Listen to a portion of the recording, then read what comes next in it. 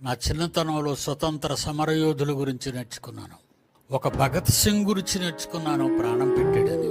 ఒక సుభాష్ చంద్రబోస్ గురించి నేర్చుకున్నాను, ప్రాణం పెట్టాడని. ఒక మహాత్మా గాంధీ గురించి నేర్చుకున్నాను, ప్రాణం పెట్టాడని. ఎందరో స్వాతంత్ర యోధులు స్వాతంత్ర్యం వచ్చిన తరువాత కూడా భారత ప్రజలు బానిస బ్రతుకులలోనే మగ్గిపోతున్నారు.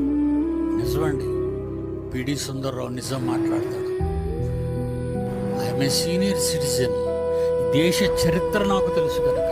స్వాతంత్ర్యం వచ్చిన 2 ఏళ్లకే పుట్టాను నేను. ఇంకా ముందు పుట్టుంటే ఇంకా ఎన్ని చెప్పేవాడినాం వీళ్ళ చరిత్రలో. కనుక ఆనాటి రాజకీయ నాయకుల్ని, స్వాతంత్ర సమరయోధుల్ని ఒక అబ్రహాం లింకన్తో పోలుస్తారు, ఒక మహాత్మా గాంధీతో పోలుస్తారు.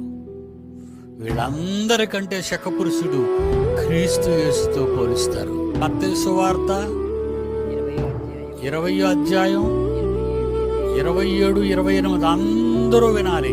ప్రజలందరి కొరకు అనేకులకు ప్రతిగా విమోచన క్రయధనముగా తన ప్రాణమునే ఇచ్చుటకు వచ్చాడు.